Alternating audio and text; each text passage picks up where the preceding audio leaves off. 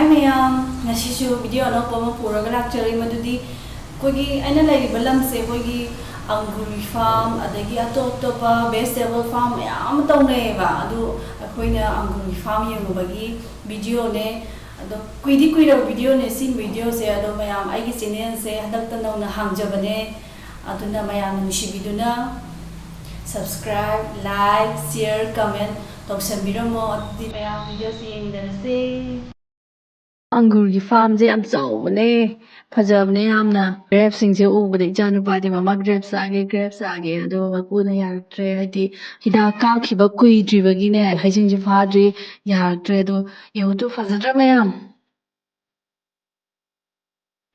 चरोंग येउने सांग्रोंग सांगागा अंगूर से हम होंगे मफमसिदा तांगमति केजिदे यांखै पिये अदुगा अमुबना खर फजबने यामना सिगे मफमसे कोइगी अंगूर फार्म से मयाम तवे अदुगा अतोप अतोप vegetable vegetable मयाम सु थाये चही चुप्पा अदुम ग्रीन ओइदना याम फजै मतंग चाबा अमदा हयेंग नोंगा चुद्रका नोंगा हांगबा टाइमिंग अमदा थोगा कोयर वीडियो मति अम नमजरके अंगूर से होंबगी मयाम लैसलगा इसाना अइने किसमिस से सेमगा चाय याम हावे दु कनोदा पेकता फंगदो दुकान फंगदो दुगदि महाव खेने इसाना सेमजबजे याम थिने हेले हावबा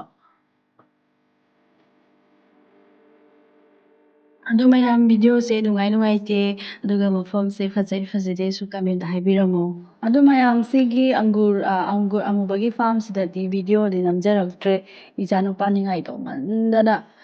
सुमुरागा मतुम याम फजै यामना येंगो मयाम फजद्रा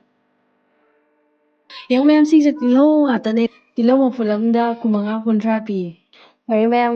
ngasi वीडियो से मतांग से लोइसनजरगे बाय